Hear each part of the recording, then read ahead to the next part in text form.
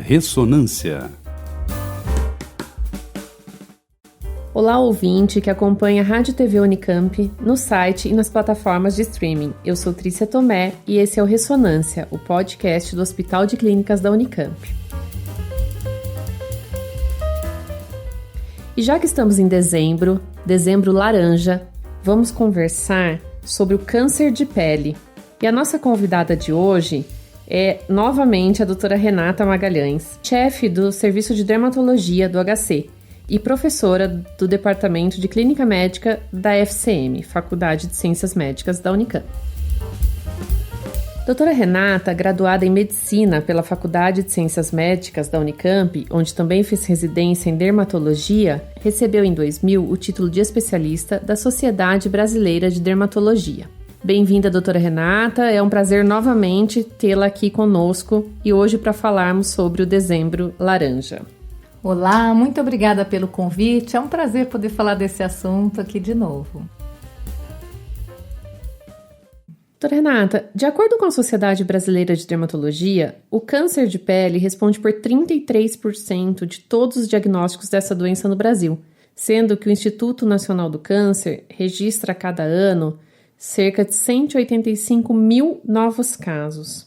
O que é o câncer de pele e quais são os mais comuns no Brasil? Não é assustador esse número? Nossa, demais. É assustador esse número e as pessoas não têm a ideia de como isso é um problema, inclusive, de saúde pública, e não é só no Brasil. Em todos os países, os cânceres da pele eles são mais prevalentes. Fala-se muito de que câncer de mama é comum, câncer de próstata é comum, e realmente são. Mas quando se computam ali os cânceres da pele, principalmente os tumores epiteliais, o número é astronômico, né? Então, realmente, a maioria dos cânceres são da pele. E quais são esses tumores? Na maioria das vezes, 70% a 80% são tumores chamados carcinomas basocelulares.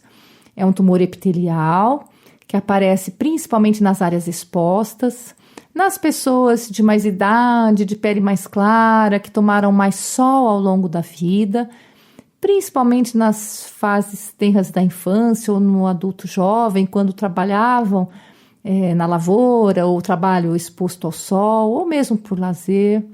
E independente disso, tem pessoas com mais predisposição genética a ter certas neoplasias, certos tumores da pele também. Então, esse tumor chamado carcinoma basocelular, ele é o mais comum e ele tem vários subtipos. Depois, o carcinoma espinocelular. O carcinoma espinocelular responde ali a 10, 15% dos casos. Também é um tumor que aparece mais tardiamente na vida, nas áreas expostas, das pessoas de pele mais clara, que também se expuseram mais ao sol. 5 a 7% dos cânceres da pele são os chamados tumores melanoma.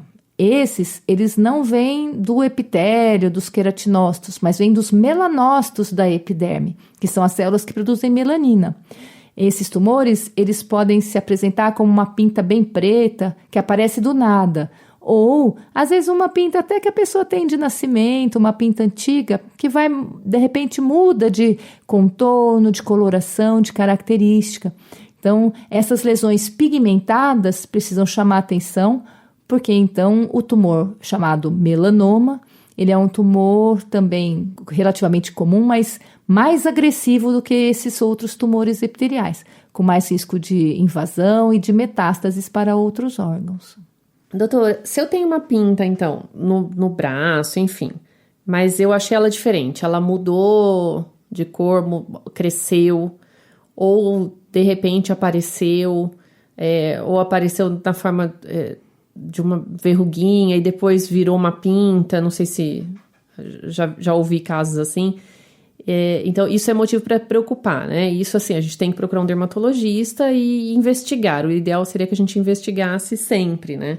Até por isso servem as campanhas do câncer de pele, para mostrar, para que as pessoas conheçam as lesões de potencial risco, para lembrar do autoexame, de que lesões as pessoas precisam ter preocupação e para orientar a necessidade de uma avaliação dermatológica. O ideal é que todo mundo passe por uma avaliação dermatológica pelo menos uma vez ao ano, principalmente as pessoas de mais risco, de pele mais clara ou que têm casos de câncer de pele na família.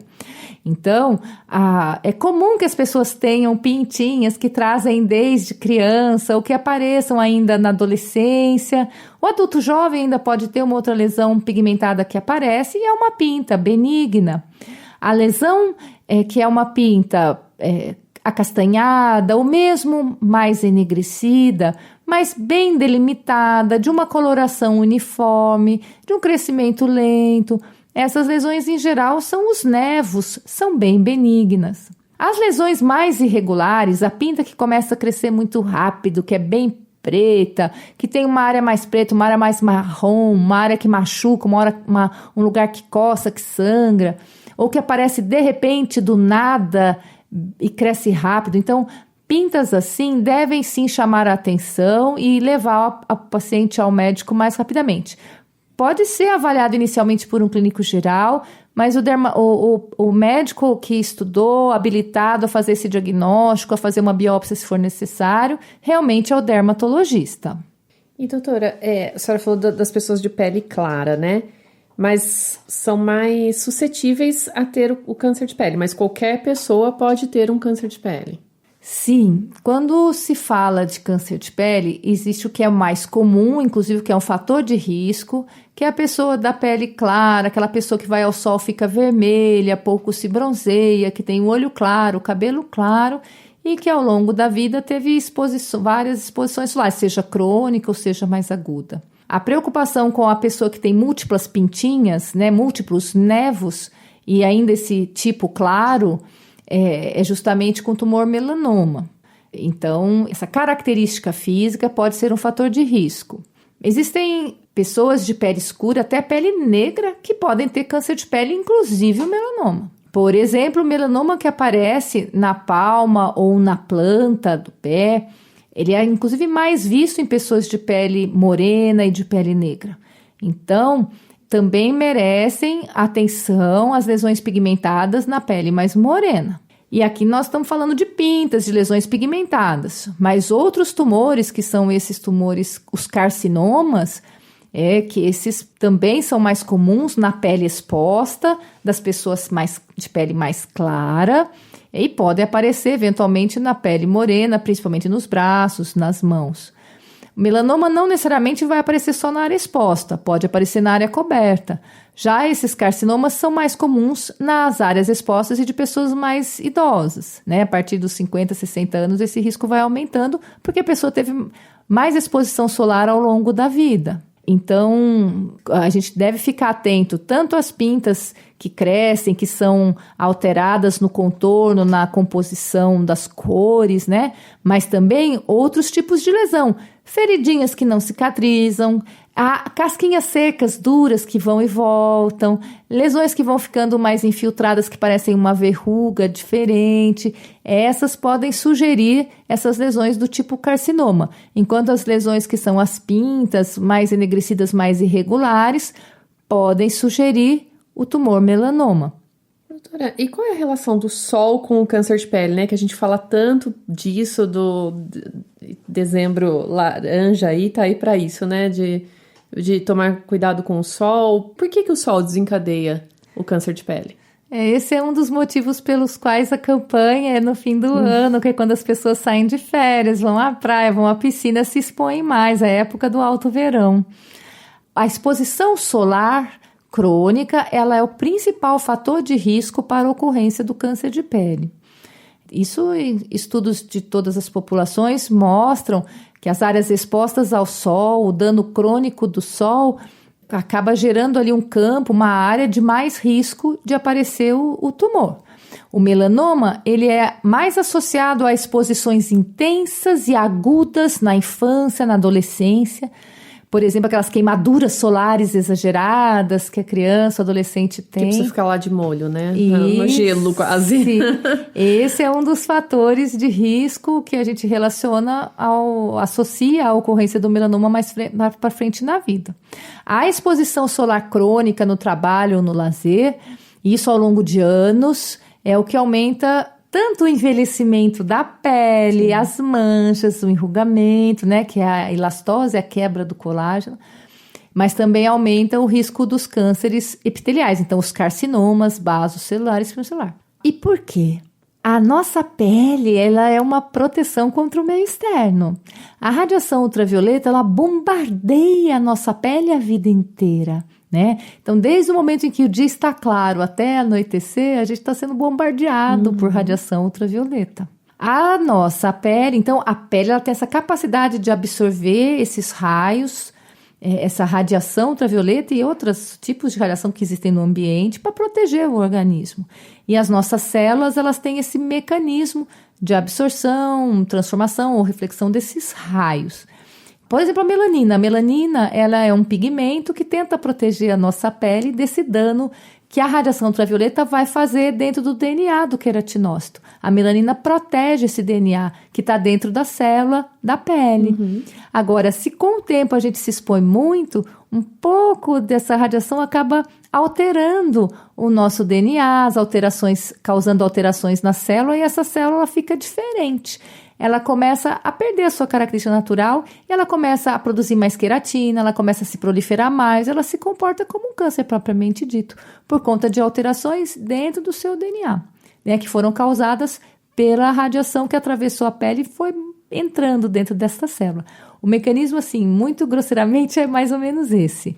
A gente tem mecanismos de defesa, então a célula, quando ela é alterada pela radiação do dia a dia, ela tenta se reparar. Existem mecanismos de reparo do DNA, mas com o tempo, isso pode ser insuficiente e dependendo da tendência genética e do tempo de exposição, da forma de exposição, as células podem se alterar e o tumor pode acontecer.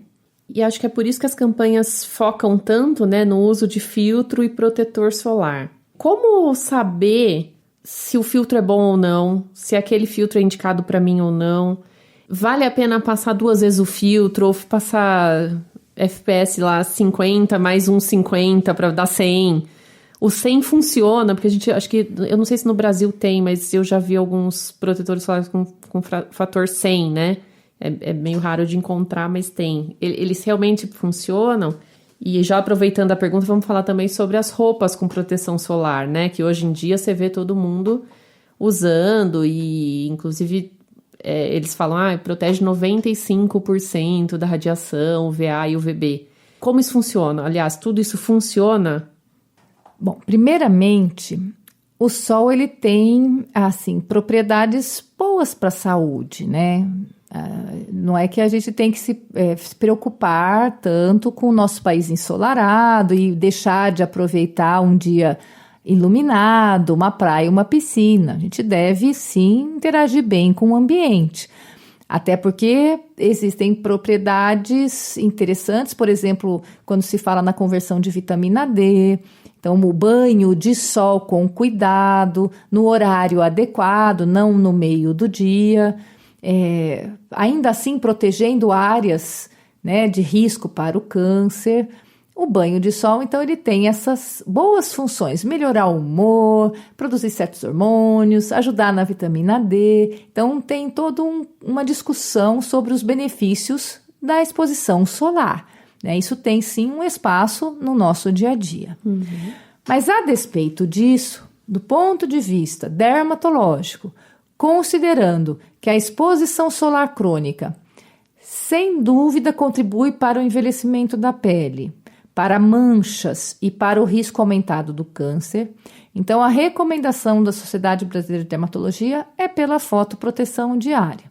Como que pode ser feita essa fotoproteção? Então, existe o dia a dia da gente, que a gente sai, dirige, trabalha em lugar fechado, né?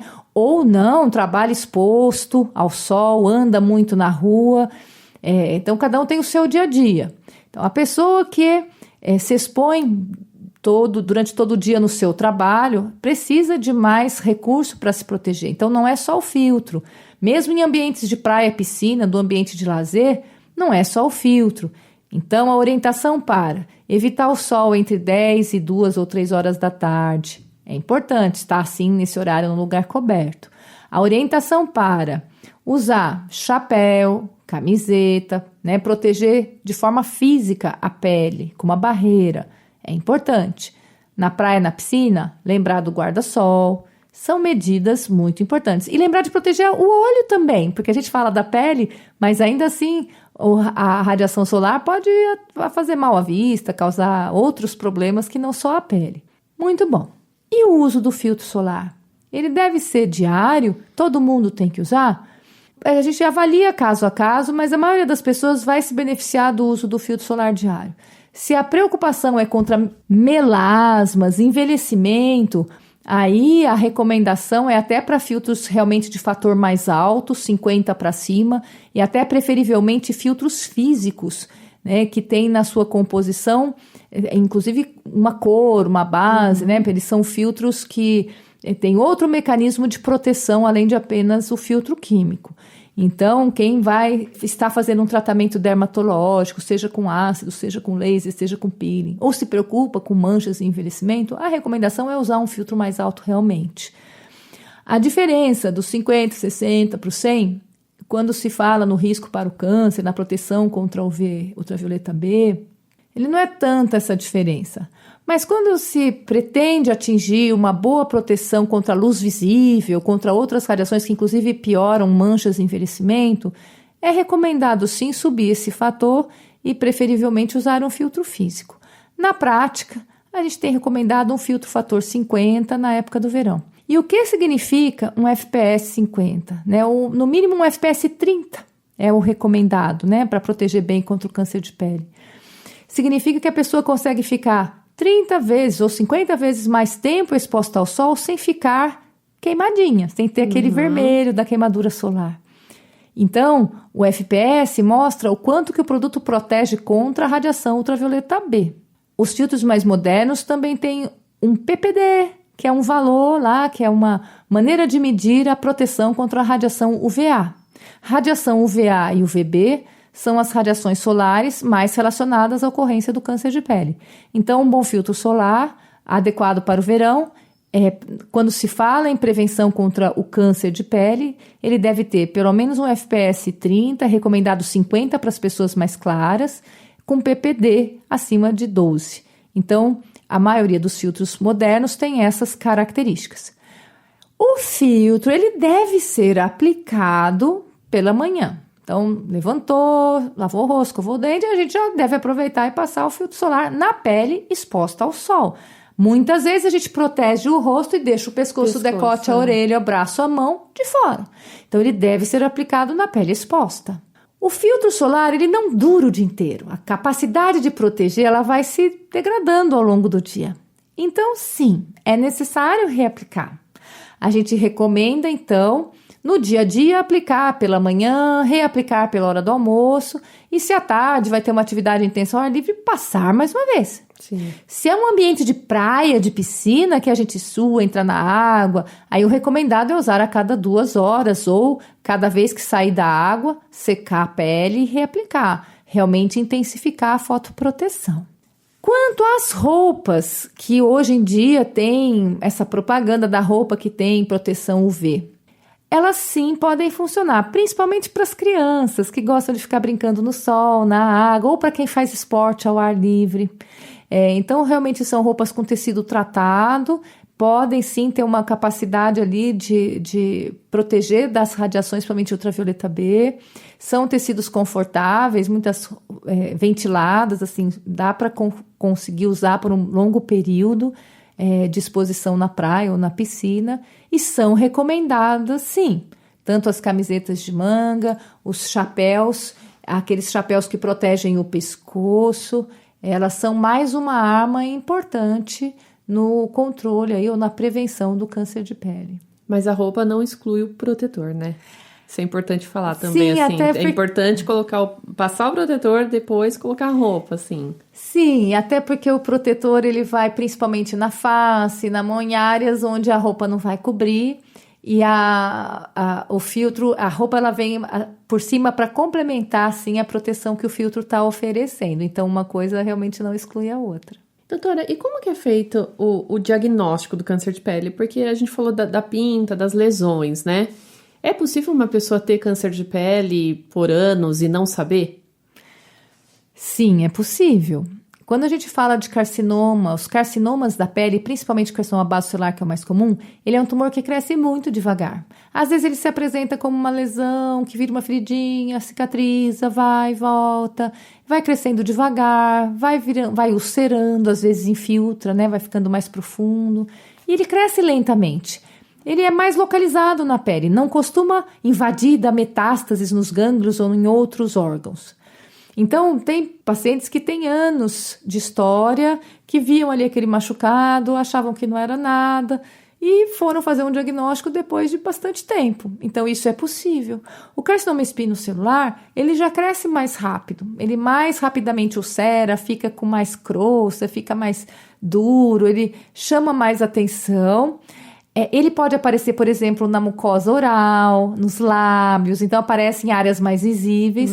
Por outro lado, ele dói mais, ele infiltra mais, ele pode fazer metástases para os gânglios, raras vezes até para outros órgãos. Então, ele é um tumor mais agressivo. O espino. O espino celular.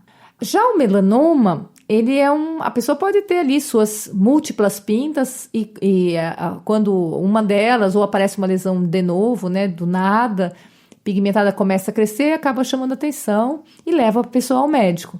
A gente prefere que esse diagnóstico seja feito mais cedo, porque uma lesão melanoma, né, um tumor pigmentado do tipo do melanoma, diagnosticado mais tardiamente, ele já é um problema de mau prognóstico. As células podem já ter invadido e caído na circulação sanguínea, ido para outros órgãos, então fazendo metástases ou acometendo gânglios. Então, o melanoma realmente ele pode crescer e invadir mais rápido. O diagnóstico ele é clínico. Então, a gente deve suspeitar quando tem lesões desse tipo. Pintas que aparecem do nada ou que tem o contorno, a cor alterada, ou feridinhas e casquinhas secas que vão crescendo e não cicatrizam. E é isso que acaba levando o paciente ao médico. Então, a pessoa tem que suspeitar. Lembrar também da mucosa oral, da palma, da planta, onde essas lesões raramente também podem acontecer. Uma vez passou lá no dermatologista, houve a suspeita, a biópsia é necessária. Então, às vezes, tem que tirar, ou se dá, tirar a lesão inteira, ou tirar um fragmento, né? Fazer uma biópsia para examinar no laboratório e ter lá um laudo histopatológico que mostre, realmente é um tumor, é um câncer da pele, um tumor desse ou daquele tipo histológico. E para depois providenciar o tratamento, né? Então, sim, o diagnóstico é clínico. No caso das pintas, principalmente pacientes que têm muitas pintas, existem técnicas como a dermatoscopia, em que o dermatologista usa como uma lupa e com uma iluminação para ver com mais detalhes a lesão. E os pacientes que têm múltiplas lesões pode fazer um mapeamento corporal, um mapeamento das suas pintas. Então, são fotografias, né, em várias posições que tenta localizar, marcar essas pintas. De tempo em tempo aquilo é repetido para ver se a pinta cresceu, se a pinta mudou. E assim a gente consegue detectar precocemente lesões que estão aparecendo do nada ou crescendo, que às vezes a pessoa ainda nem percebeu. Então assim a gente tenta agilizar, adiantar o diagnóstico de um possível melanoma. Doutora, e falando de melanoma, que eu acho que é o mais agressivo, quem já teve uma vez, ele pode vir de novo? É comum isso acontecer? Como que funciona isso? Porque eu acho que ele é o mais preocupante, assim, né? Isso é uma boa pergunta, Trícia. Olha, sobre os carcinomas, quem já teve um, sim, tem mais risco de ter outros, até porque é a mesma genética, é o mesmo campo de risco, a gente chama de um campo cancerizável, né? A pessoa tem a mesma genética, tomou o mesmo tanto de sol, apareceu um tumor aqui, outras células da região têm o mesmo risco. Então, por isso, é importante intensificar a proteção solar e fazer o acompanhamento dermatológico. Se a gente detecta uma área ali, já faz uma biópsia, já trata, para evitar que o tumor se desenvolva, né? O melanoma. Tem pessoas que têm um melanoma opera e nunca mais tem nada. Pessoas que têm múltiplos nevos, sim, tem mais risco de ter um segundo, um terceiro melanoma. Então, ter tido um câncer de pele, seja um carcinoma ou um melanoma, já é um fator de risco para outros. Principalmente se a pessoa tem esse fototipo de risco, essa pele clara, um histórico de ter tomado muito sol na vida ou ter tido muitas exposições agudas, ou no caso, uma pessoa que tem múltiplas pintinhas, né? Múltiplos nevos, principalmente nevos atípicos, aquelas pintas, uma diferente da outra, irregular no contorno, com várias cores, às vezes tem múltiplas pintas atípicas. Essas pessoas realmente têm mais risco de ter um segundo, um terceiro. E é por isso que a orientação é sempre a fotoproteção, sempre o autoexame e perceber lesões que estejam diferentes e fazer o acompanhamento regular no dermatologista. Então, todos nós temos que ter cuidado, né? Acho que temos que ter esses cuidados todos que a senhora já falou. Então, mas principalmente quem já teve tem que redobrar os cuidados porque são mais tendenciosos, né? Isso é verdade. Quem já teve tem que ter mais cuidado, mais atenção e mais segmento, porque pode ter sim um segundo, um terceiro. E a família também pode ter uma atenção maior, porque a genética é parecida. Sim. E muitas vezes os fatores de risco foram parecidos, né? Então, filhos, irmãos, de pessoas que já tiveram um melanoma, por exemplo, que tenham múltiplas pintas, também devem fazer sua avaliação e ter atenção ali com a proteção solar. Doutora, fumo, bebida alcoólica e estresse, isso podem ajudar a desencadear o câncer de pele ou não? Ou entra naquela história de vida saudável, né? Que a gente sempre fala sobre isso. É verdade que levar uma vida saudável com atividade física, não fumar, não beber, faz bem para a saúde geral, faz bem à pele também. Uma relação direta entre esses fatores e o câncer de pele ainda não foi estabelecida. O cigarro, sim, é um problema, principalmente para o carcinoma espinocelular que costuma aparecer no lábio, ou na boca, nessa região, ou mesmo na mão onde se segura o cigarro, né? Então, essa exposição crônica ao tabaco, tanto por encostar pelo calor, quanto pelas substâncias químicas, né? Isso é um agente carcinogênico, sim. Então, é um fator que deve ser impedido por isso. Ou aumentar o risco de tumores em outros lugares do corpo, há alguns trabalhos que acham que sim, que o cigarro pode ser um fator, outros que não comprovaram isso. O estresse, ele pode realmente agravar uma porção de condições, mas não dá para estabelecer uma relação direta entre o estresse e a ocorrência do câncer de pele. Doutora, e quais são os tratamentos do câncer de pele, né? Mediante as diferenças entre eles aí, qual é o... Olha, em geral, uma vez feito o diagnóstico, o tratamento melhor é a cirurgia. É a remoção desse tumor com as margens, né, para diminuir o risco dele voltar. Então, é um tratamento oncológico, a preocupação estética acaba sendo secundária. É lógico que a gente sempre tenta deixar o menos cicatriz possível, mas a preocupação é tirar o tumor e um pouquinho ao redor para diminuir o risco dele voltar naquele lugar. Porque às vezes sobram realmente células que não aparecem, subclínicas, e que podem gerar uma nova lesão naquela região. Então, cirurgia, né? Seja a cirurgia convencional, hoje existe uma técnica que se chama cirurgia micrográfica, que é indicada para tumores recidivantes, tumores em áreas de risco da face. Ela é um pouco diferente, é feita por cirurgiões treinados, e existem dermatologistas com essa especialização, em que se tira o tumor e na hora já faz a avaliação de todas as margens cirúrgicas para ter certeza de que as margens estão livres. Então é uma cirurgia um pouco mais demorada, mas a gente já sai na hora com a informação de que as margens foram livres. Então a cirurgia é a primeira linha de tratamento.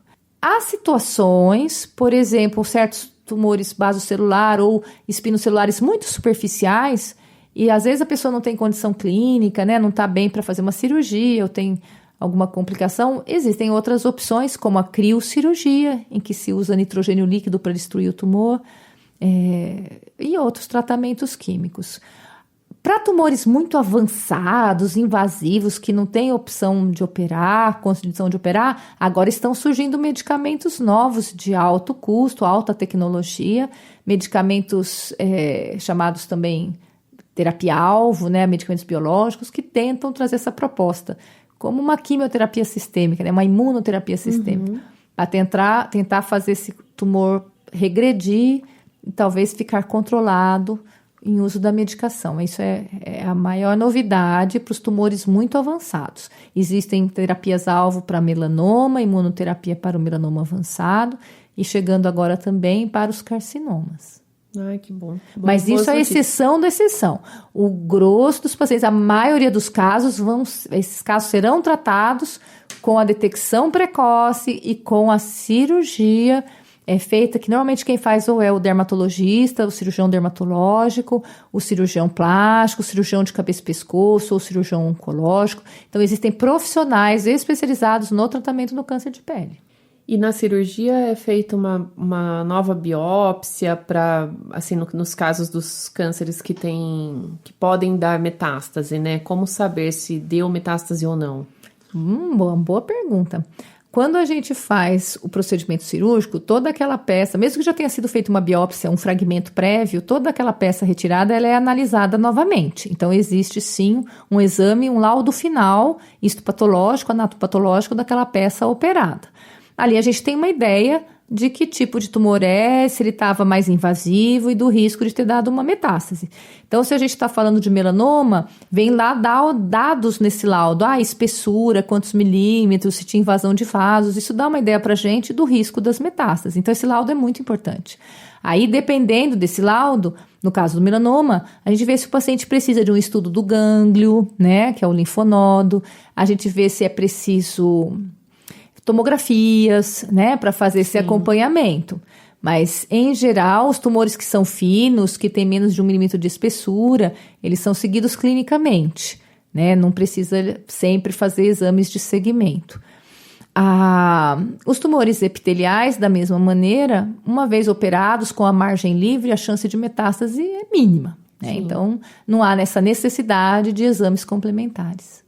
Porque eu acho que a palavra metástase que dá um pavor na gente, né? Assim, eu acho que pensou em câncer, a gente pensa em metástase independente. Então, o que é bom importante a gente ter... lembrar, é raro, a maioria dos cânceres da pele, eles são localizados, crescem devagar, tem boa chance do diagnóstico precoce, feito o procedimento cirúrgico ou o tratamento daquele tumor, ele fica resolvido, a pessoa vai fazer um acompanhamento. É uma minoria que realmente vai ter um tumor avançado e que vai precisar de uma nova cirurgia, às vezes uma radioterapia, às vezes essas medicações novas, esses novos tratamentos sistêmicos para os tumores muito... Mas isso é menos que 0,1% dos casos. A maioria vai ser tratada com a cirurgia.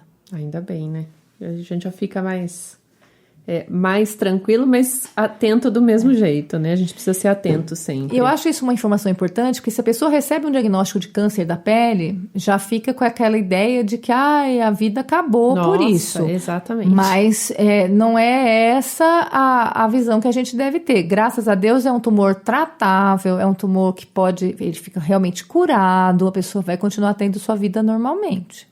Doutora, para finalizar então, quais dicas que a senhora daria para a gente ter uma pele bem cuidada e protegida? Tem mais alguma coisa além de tudo que a gente já falou aí que pode ser uma dica valiosa para as pessoas?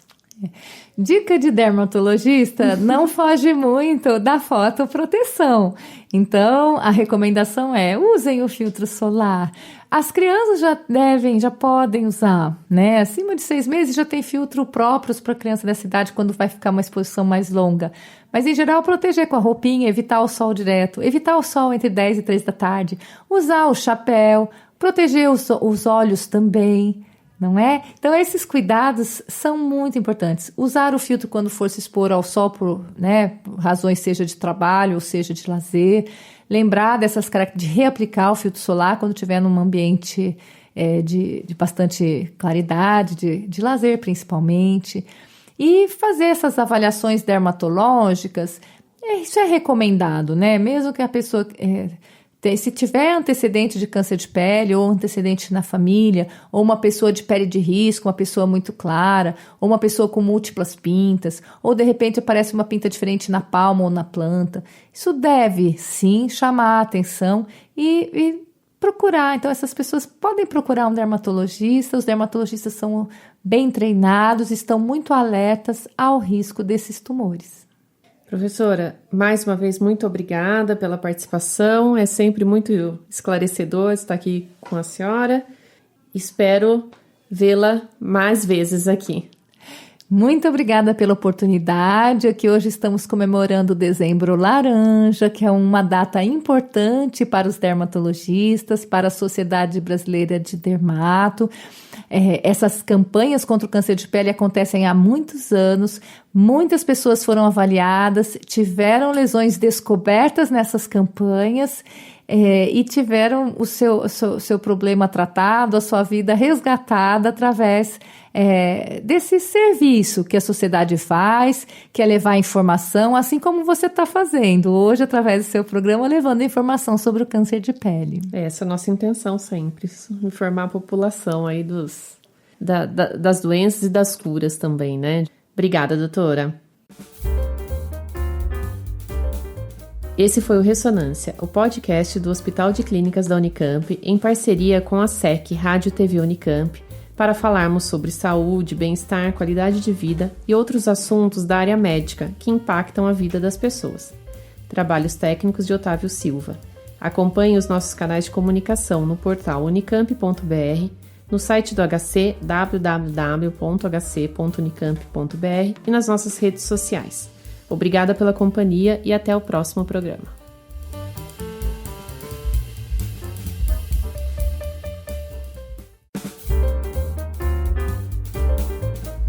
Ressonância. Saúde, bem-estar e qualidade de vida. O podcast do Hospital de Clínicas em parceria com a Secretaria Executiva de Comunicação, Rádio e TV Unicamp.